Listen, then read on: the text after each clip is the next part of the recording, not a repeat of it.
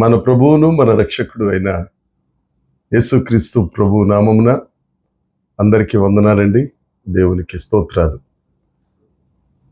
కృపగలిగిన దేవుడు, దయగలిగిన తండ్రి మనలందరినీ ప్రేమించి మనకు అనుగ్రహించిన ఈ నూతన దినాన్ని బట్టి సమస్త మహిమ, ఘనత, ప్రభావములు యేసుక్రీస్తు ప్రభు ఒక్కరికే చెందునుగాక.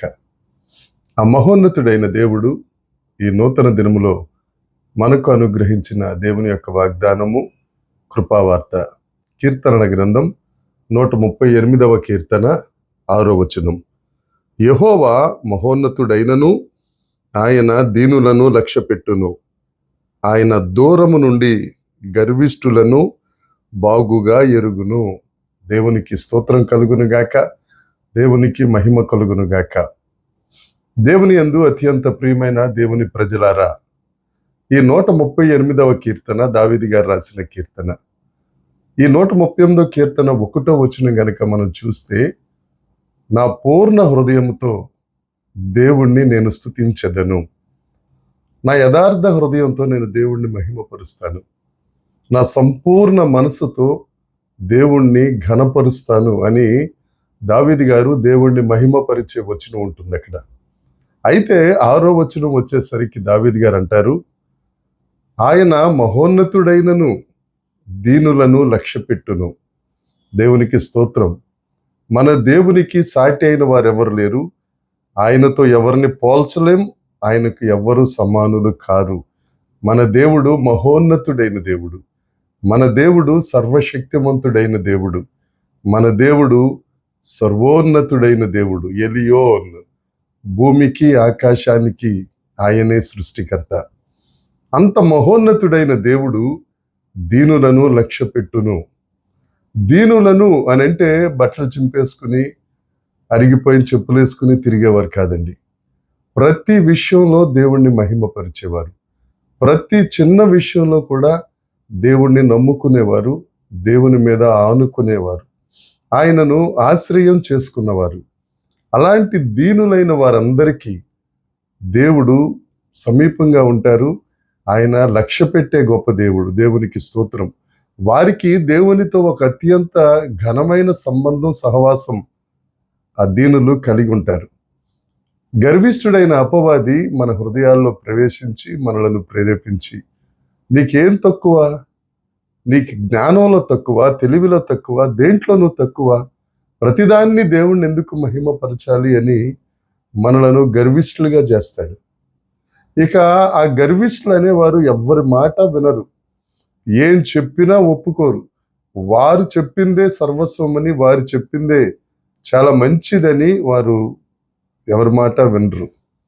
వారిని బైబిల్ ఏమంటుంది అని అంటే, లోబడనొల్లని జనులు, మెడ వంచని ప్రజలు. ఆ గర్విష్ఠులు మెడ వంచరు. మరొకటి లేఖనం చెప్పేది, గర్విష్ఠులకు నేను దూరంగా ఉంటాను. దీనులను లక్ష్యపెట్టే దేవుడు గర్విష్ఠులకు దూరంగా ఉంటాడు. ఆయన దీనులను లక్ష్య పెడతారు.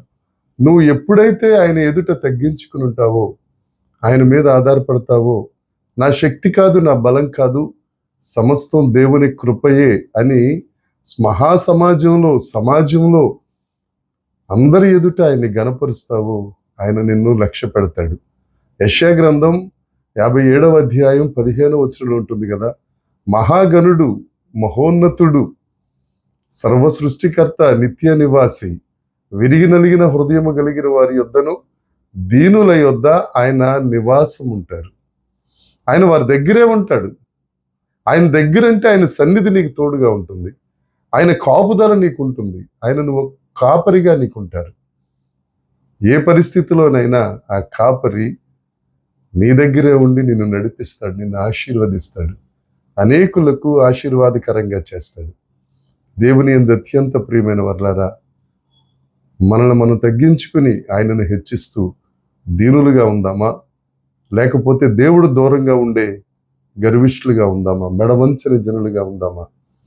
దేవుని వాగ్దానాన్ని స్వతంత్రించుకుందాం. దేవా, నీ అధికారానికి నేను ఒప్పుకుంటాను.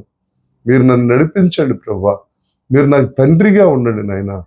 దేవా మీరు నన్ను ఎత్తుకుని నా కాపరిగా ఉండి దేవా చిరకాలము నీ మందిరంలో నేను ఉండినట్లు నీ కృప నీ క్షేమం మమ్మల్ని వెంబడించేటట్లు చే ప్రభువా అని యేసయ్యను వేడుకుందామా? యేసయ్యను వేడుకుంటే నువ్వు ఆశీర్వదించబడతావు, దీవించబడతావు, అనేకులకు ఆశీర్వాదకరంగా ఉంటావు. దేవుడి మాటలు దీవించును గాక. ప్రార్థన చేసుకుందాం. పరలోకమందున్న మా తండ్రి, పరిశుద్ధుడా, కృప కలిగిన వాడా, నువ్వు మహోన్నతుడు అయినను దీనులు లక్ష్య పెట్టే దేవుడు. దేవ, ఒకవేళ మాలో ఏదైనా లోబడి నొల్లని తనం ఉంటే, మెడవంచని తనం ఉంటే తండ్రి మీరే సహాయం చేయండి. పరిశుద్ధాత్మ దేవుడా, నీ చేతికి మమ్మల్ని అప్పగించుకుంటున్నాం. నీ బిడ్డలను మీరు ఆశీర్వదించండి. దేవ, వారి యొద్ద నివాసం ఉండునట్లుగా నీ కృప తోడుగా ఉంచి సహాయం చేయమని యేసుక్రీస్తు నామమున ప్రార్థించి అడిగి వేడుకొనుచున్నాం తండ్రి. ఆమేన్. దేవుని కృప మనందరికీ తోడై ఉండును గాక. ఆమేన్. ఆమేన్.